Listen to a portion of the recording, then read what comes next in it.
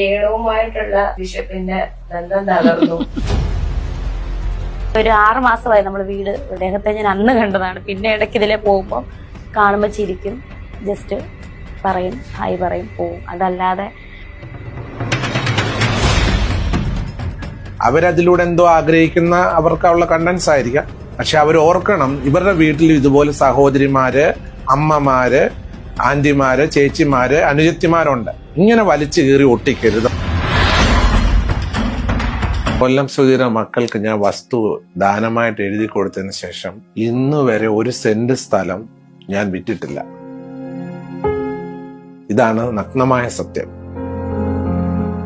രേണു സുധീനോട് ഒരു യൂട്യൂബർ ചോദിച്ചൊരു ചോദ്യത്തിലാണ് ഞാൻ വളരെ മനോവേദനപ്പെടുന്നത്. ചോദ്യം ചോദിച്ച ചോദ്യകർത്താവിനെ കണ്ടുപിടിക്കുവാനായിട്ട് ഒരു ഏജൻസിയുമായിട്ട് ഞാൻ ബന്ധപ്പെട്ടിരിക്കുന്നു. ആ ചോദ്യകർത്താവിനെ നിയമത്തിന്റെ മുൻപിലേക്ക് കൊണ്ടുവരണം. എന്നെ സംബന്ധിച്ച് എന്തും ഞാനിപ്പോ ഒരാളുടെ കൂടെ അഭിനയിച്ച് അത് നെഗറ്റീവ് ആകും. അത് അവരങ്ങ് അടിച്ചേൽപ്പിക്കുന്ന സാധനമാണ്. ഒന്ന് മനസ്സിലാക്കണം, നിങ്ങൾ ആരെ പറ്റി പറഞ്ഞാലും ഇദ്ദേഹത്തെ പറ്റി ഒരിക്കലും അങ്ങനെ പറയില്ല. അങ്ങനത്തെ ഒരാളല്ല അദ്ദേഹം. ഞാൻ ദൈവതുല്യം കാണുന്നല്ല, ഒരു ഗോഡ് ഫാദർ ആയിട്ട് ഇദ്ദേഹത്തെ കാണുന്നു. കാരണം എന്റെ കുഞ്ഞുങ്ങൾക്ക്, എനിക്കല്ല, എന്റെ കുഞ്ഞുങ്ങൾക്ക്, അതെങ്കിൽ സൂചിച്ചായിട്ട് എന്താ പറയാ, ഒരു കലാകാരൻ, ഞങ്ങൾക്ക് ഇദ്ദേഹത്തെ അറിയത്തില്ലായിരുന്നു.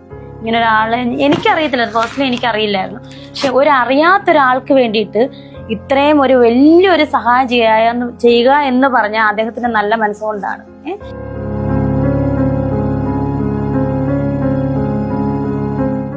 എന്റെ കുടുംബത്തിൽ നിന്നാണ് ഞാൻ കൊടുത്തത്. ഞാൻ വേറൊരാളുടെ കയ്യിൽ നിന്ന് വാങ്ങിയിട്ടല്ല കൊണ്ട് കൊടുക്കുന്നത്. എനിക്ക് അനുവദിച്ച എന്റെ കുടുംബസ്വത്തിൽ നിന്നാണ് ഞാൻ ഷെയർ ചെയ്തേക്കുന്നത്.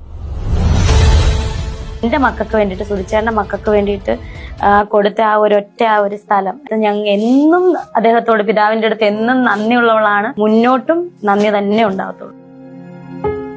രേണു സുധി എന്ന് പറയുന്ന വളർന്നു വരുന്ന ഒരു ചെറിയ കലാകാരി, ഇവരെ സമൂഹത്തിൽ അവഹേളിച്ച് ഒരു സ്ത്രീ എന്ന ബഹുമാനം പോലും കൊടുക്കാതെ അവരെ ബുദ്ധിമുട്ടിക്കുന്നത് കണ്ടതിൽ എനിക്ക് വളരെ വിഷമമുണ്ട്. ഒരു വ്യക്തിയെ തരം താഴ്ത്താനായിട്ട് പൊതുസമൂഹത്തിൽ അങ്ങനെയുള്ള സോഷ്യൽ മീഡിയ പ്രവർത്തകർ ചെയ്യുന്നതിനോട് എന്നെ പോലുള്ള എളിയ ആൾക്കാർക്ക് ഒരു വിഷമമുണ്ട്. പ്രത്യേകിച്ച് ഒരു സ്ത്രീത്വത്തെ ബഹുമാനിക്കണം.